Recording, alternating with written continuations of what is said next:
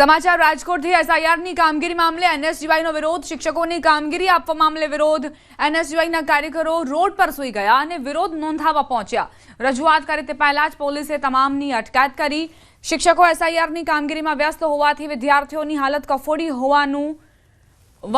હોવાની વાત તેમણે કરી છે એનએસયુઆઈનું કહેવું છે કે જો એસઆઈઆરની કામગીરીમાં શિક્ષકો વ્યસ્ત હોય તો વિદ્યાર્થીઓને કેવી રીતે ભણાવશે તેમનું ભણતર બગડશે તેમની હાલત કફોડી છે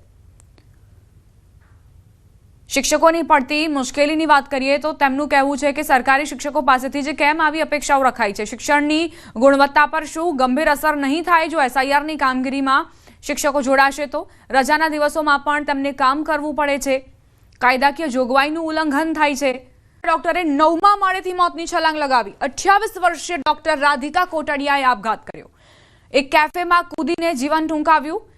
मंगेतर साथे नाण बनावना कारणे आपघात कर्यो होवानुं अनुमान छे युवतीना 2 महीना बाद लग्न थवाना हता मृतक डॉक्टर प्राइवेट फिजियो क्लिनिक धरावती हती सरथाणा पोलीसे आ अंगे तपास शरू करी छे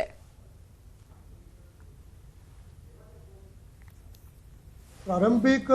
तपास करता एवी हकीकत मालूम पड़ेल छे के आ मरणजनार राधिकाबेनना जान्युआरी महीनामां लग्न तथा सगाई पण हती परंतु कया कारणसर एने आत्महत्या करी छे તે દિશામાં પોલીસ ઊંડાણપૂર્વક તપાસ કરી રહેલ છે સુરતના સરથાણા વિસ્તારમાં તબીબ મહિલાના આપઘાતને લઈ પરિવાર શોકમાં છે કારણ કે 2 મહિના બાદ આ તબીબ મહિલા રાધિકાના લગ્ન થવાના હતા પરિવારના સભ્ય જ આપણે સીધા વાત કરીએ સાહેબ રાધિકા આપની કોણ થતી હતી અને શું ઘટના છે એ મારી ભત્રીજી છે એનો અંકલ છું શું ઘટના બની હતી ઘટનામાં તો બીજું કાંઈ નથી હજી કાંઈ જાણવા મળ્યું નથી એ ચાય કોફી પર ચાય પીવા ગઈ અને ત્યાંથી એને ઝંપલાવ્યું બીજું કાંઈ રીઝન હજી મળ્યું નથી અમને 2 મહિના બાદ લગ્ન થવાની હા 2 મહિના પછી લગ્ન હતા અત્યારે શું માંગ કરી રહ્યા છે પોલીસ તપાસ કરી રહી છે પોલીસ તપાસ કરી રહી છે હવે એને એવું કીધું છે કે તમને હજી ઇન્ક્વાયરી ચાલુ છે પછી ઇન્ક્વાયરીમાં જે આવશે તે તો કહેશે બિલકુલ રાધિકાના આપઘાતને લઈ પ્રથમ તો પરિવાર શોકમાં છે કારણ કે 2 મહિના બાદ લગ્ન હતા અને જે પ્રકારની આ ઘટના બની છે તેને લઈને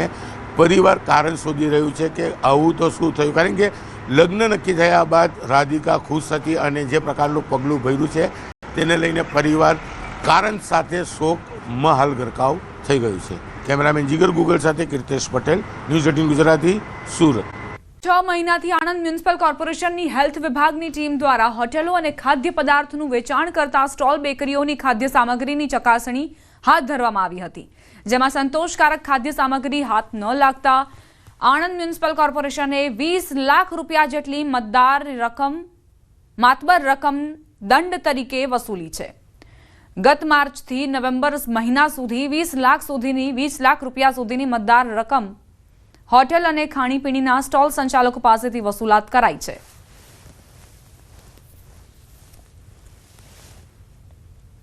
25 જેટલી હોટલો સીલ કરી બીજી 50 જેટલી હોટલો પાસેથી દંડ વસૂલ કર્યો અને કુલ અમે 20 લાખ રૂપિયાનો દંડ અત્યાર સુધીમાં વસૂલ કર્યો છે અમારો મૂળ ઉદ્દેશ્ય છે કે મ્યુનિસિપાલિટીના વિદ્યાનગર કરમસદ બાકરોલ આણંદ વિસ્તારમાં અને આસપાસના જીટોડિયા મોગરી લાંભેલ ગામોનો જે સમાવેશ થયેલો છે એ વિસ્તારમાં જે કોઈ રેસ્ટોરન્ટો કે ખાણીપીણીના ધંધો ધરાવતા હોય એમની પાસે પૂરતા લાયસન્સ હોય 2005 પછીના શિક્ષકોને જૂની પેન્શન યોજનાનો લાભ મળે તે માટે દિલ્હીમાં ધરણા કરવામાં આવશે ગુજરાતમાંથી આશરે 1500 થી 2000 જેટલા શિક્ષકો દિલ્હી જઈ ધરણા કરશે દિલ્હી જંતર મંતર પર 24 નવેમ્બરે એક દિવસીય ધરણાનો કાર્યક્રમ યોજાશે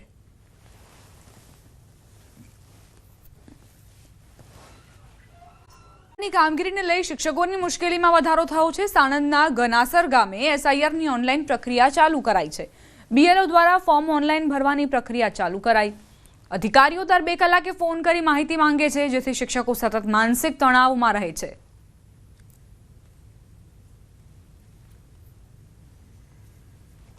અમદાવાદ સહિત રાજ્યભરમાં મતદાર યાદી સુધારણાને લઈને એસઆઈઆરની જે કામગીરી ચાલી રહી છે અને તેમાં આ કામગીરી જે એસઆઈઆરના જે ફોર્મ ભરવાની જે કામગીરી શિક્ષકોને સોંપવામાં આવી છે જેના કારણે શિક્ષકોની મુશ્કેલી જે છે તે વધી છે હાલ આપ જે જોઈ શકો છો કે સાણંદની એક સ્કૂલ છે કે જ્યાં અત્યારે એસઆઈઆરના જે ફોર્મ જે છે તેને ઓનલાઈન પ્રક્રિયા જે છે તે કરવાની કામગીરી કરવામાં આવી રહી છે, પરંતુ શિક્ષકો જે છે એ શૈક્ષણિક પ્રવૃત્તિથી અલગ રહી અને અત્યારે જે છે તે આ એસઆઈઆરના ફોર્મને ભરવાની કામગીરીમાં જોતરાઈ ગયા છે અને તેના કારણે સતત શિક્ષકો જે છે તેમને કામનું ભારણ વધી રહ્યું છે. આપણી સાથે ભારતીય શૈક્ષિક સંઘના પ્રચાર અધ્યક્ષ જે છે રાકેશભાઈ ઠાકર આપણી સાથે. રાકેશભાઈ, શિક્ષકોને બીએલઓની કામગીરી સોંપવામાં આવી છે, સતત જે છે તે માનસિક તાણ જે છે તે અનુભવી રહ્યા છે, કામગીરીનું ભારણ વધી રહ્યું છે. આ એક એવી પ્રક્રિયા છે કે રાષ્ટ્રીય પ્રક્રિયા છે, એમાં કોઈ બેમત નથી. સારી બાબત છે, એમાં પણ કોઈ બેમત નથી. પણ જે ઇમ્પ્લિમેન્ટ માટેની પદ્ધતિ છે અને એના કારણે જે સાઈડ ઇફેક્ટ્સ આવી રહી છે એ ચર્ચાનો મુદ્દો છે. દબાણ પ્રવૃત્તિ એવી થઈ કે જે 6 મહિનાની પ્રક્રિયા છે એ 2 મહિનામાં આટોપી લેવી છે. આ એક માત્ર મનોવૃત્તિના કારણે શિક્ષક દબાણમાં આવ્યો છે. દર 2 કલાકે એક ફોન આવે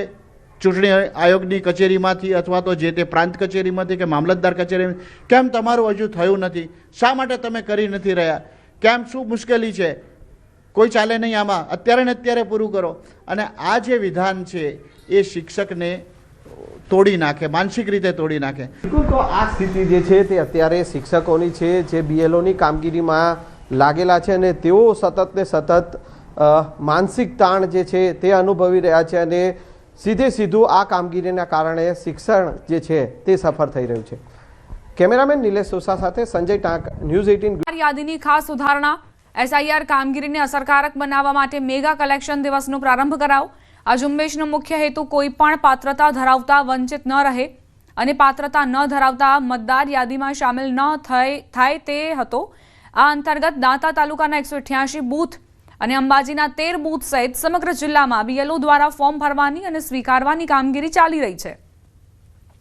ચૂંટણી પંચ દ્વારા હાથ ધરાયેલી આ પ્રક્રિયા પર દાંતા પ્રાંત અધિકારી, મામલતદાર સહિતના અધિકારીઓ હાજર રહ્યા હતા.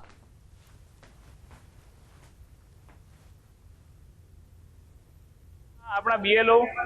જે મતદારો છે, આદિવાસી, ખાસ અભણ, જે લોકોને ફોર્મ ભરતા આવડતું નથી ગણતરી પત્રક, તે તમામ લોકોને ગણતરી પત્રક ફોર્મ ભરવામાં મદદરૂપ થાય છે. આથી હું તમામ અંબાજીવાસીઓને અપીલ કરું છું કે સત્વરે આપના ગણતરી ફોર્મ આપના મતદાન મથકે આવી અને બીએલઓની મદદ લઈ સત્વરે જમા કરાવવા બધાને વિનંતી છે. ભારત સરકારના ચૂંટણી પંચ દ્વારા જે એસઆરઆઈના ફોર્મ ભરવાની પ્રક્રિયા ચાલી રહી છે અને તેની અંતિમ તારીખ નજીક આવવાથી ખાસ મેગા કેમ્પ આયોજિત કરવામાં આવે છે કે જેટલા પણ મતદાન બૂથો છે એ મતદાન બૂથો પર જે બીએલઓ કામગીરી કરવામાં આવી રહ્યા છે. દાખલા તરીકે અંબાજીમાં જે છે એ અંબાજી અને દાંતા તાલુકામાં 188 બૂથ ઉપર 188 બીએલઓ તમામ મતદાન બૂથ ઉપર હાલ તબક્કે ફોર્મ ભરવાની પ્રક્રિયા હાથ ધરી રહી છે. અંબાજીમાં પણ જે રીતે હાલ તબક્કે જે બીએલઓ જે એ કામગીરી કરે છે અને મોટી સંખ્યામાં મતદારો છે એ પોતાના ફોર્મ ભરવા માટે પહોંચી રહ્યા છે. અને ખાસ કરીને કોઈ પણ મતદાર પોતાના મતદાનથી વંચિત ન રહે કે પછી જે સ્થળાંતર કરી ગયેલા વ્યક્તિ હોય કે પછી મરણ ગયેલા વ્યક્તિ હોય એમના નામના કોઈ ખોટું મતદાન ન કરી રહ્યા, તેના માટેની આ મતદાર યાદી સુધારણાનો જે કાર્યક્રમ હાથ ધરવામાં આવ્યો છે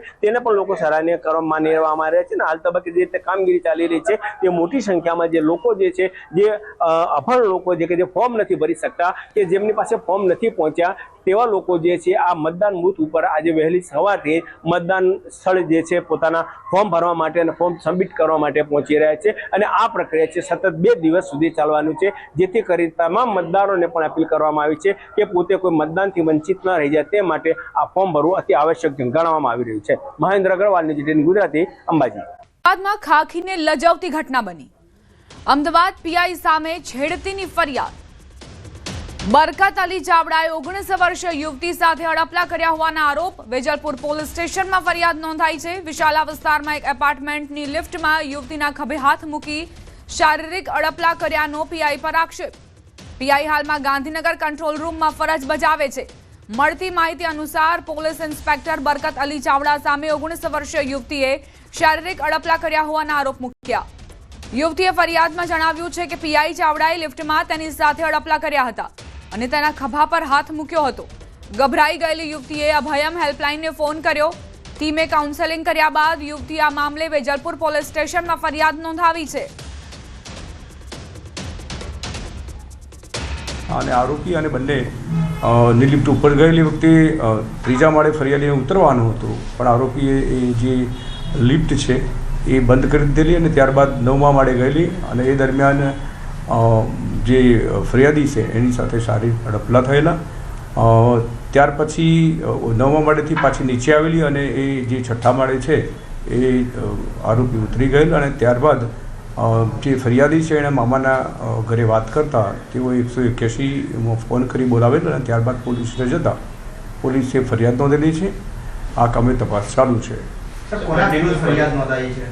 આ કામે બરકતભાઈ ચાવડા કરીને છે, એમના વિરુદ્ધમાં ફરિયાદ દાખલ થઈ છે. હાલમાં સીસીટીવી ફૂટેજના આધારે પોલીસ તપાસ કરી રહી છે.